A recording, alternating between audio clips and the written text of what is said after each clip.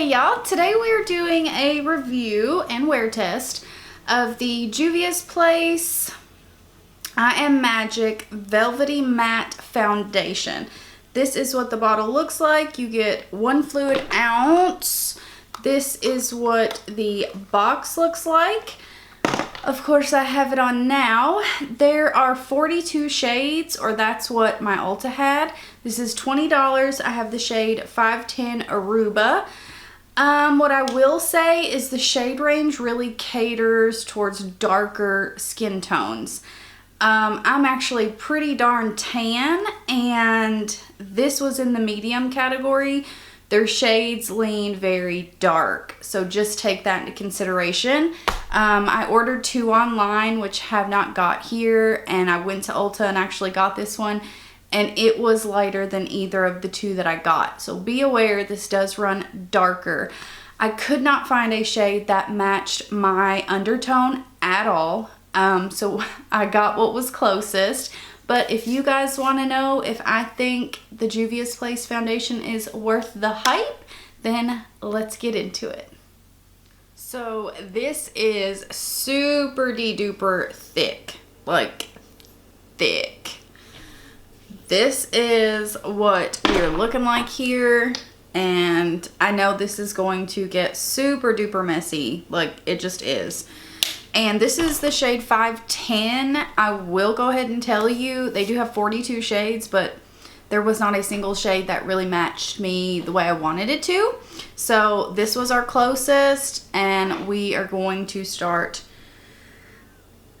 dotting this on the face. Normally I don't go for such thick foundations, and I guarantee you a little bit of this is going to go a very long way. So we're gonna start by pressing this into the skin with a sponge. Where this is so thick, I definitely want to use a sponge to kind of add some of that moisture back in, because this guy is thick, like really thick. And you can see my face compared to my body, it's not the right undertone, but this was the closest one. They did not have a better match. I wanted neutral, but they didn't have a neutral undertone that would even come close to matching me. But you can see, like, I have a pretty golden undertone there, and that's what this is supposed to be, but it looks a lot more yellow to me. Maybe they had their display wrong, but this is pretty full coverage. For as thick as it is, I really would have thought it would have been even more full coverage, because you can still see my redness peeking through here. But that's okay. We will definitely build it up. And of course, I did not use, I did not use a primer when I'm first trying out a foundation. I don't want it to affect the wear, the finish, any of that, so no primer. I still have an absolute shitload on my palette. I'm gonna dunk in with the finger again. Sorry, I'm not flipping you off. And we're just going to add a little bit more to the problem areas. This is definitely going to be a creaser where it is so dang thick it's already in my smile lines. I'm not running it down the neck. I'm hoping once I put bronzer on, you can see how red my chest is.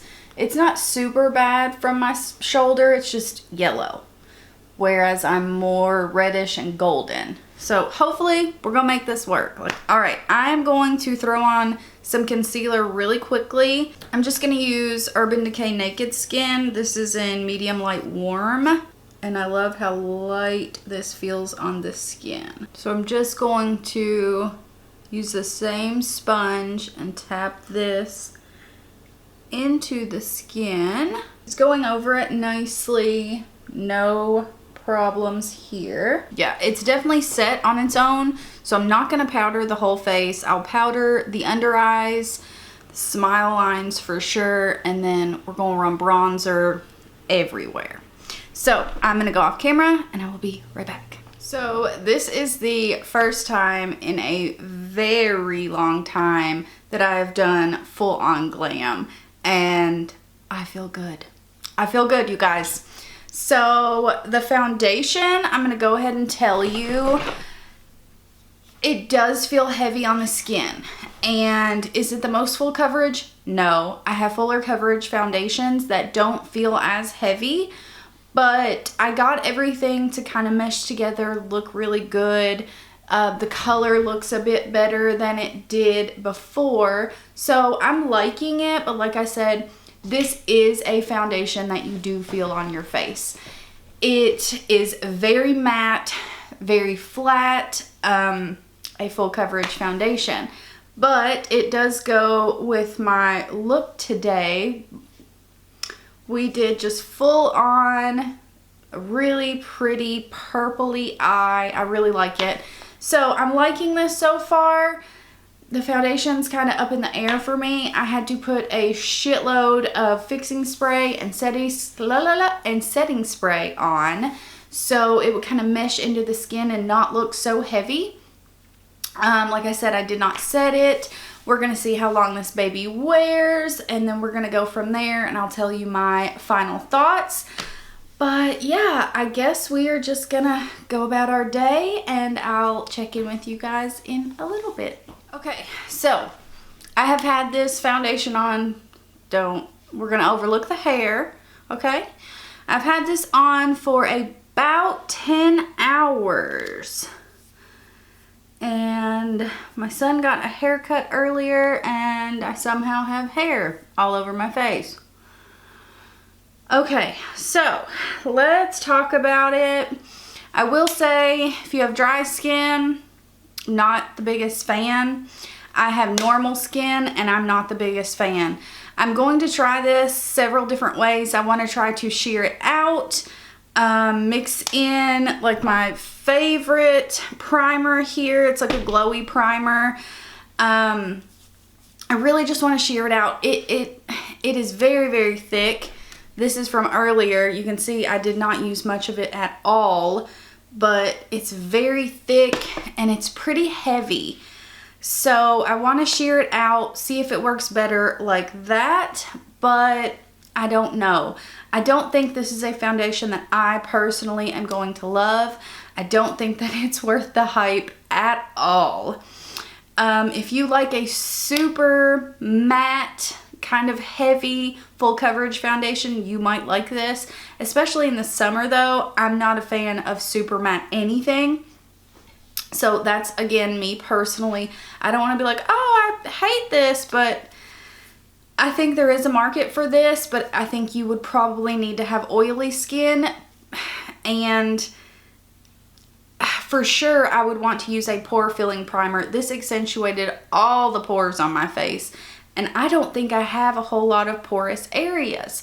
So yes, I'm not a fan. Like I said, if you have oily skin, maybe give this a try. If you have dry skin or normal and you want to try it out, I would make sure you are heavily moisturized, and make sure you use a moisturizing primer, pore filling primer, and then try it, because I'm not a fan of this, guys.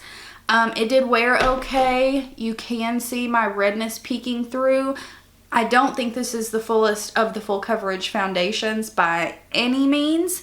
One right off the top of my head that's kind of similar, but in my opinion way better, is the new IT Cosmetics Confidence in a Foundation. And I just did a review of the Maybelline Dream Urban Cover. These aren't really the same. This has a really high SPF in it, but this is very, very thin, and you can definitely get full coverage out of this. So hands down between the two, I would go Maybelline all day long. So I hope you guys enjoyed this. If you did, please subscribe, and I hope to see you guys in my next one. Bye, guys.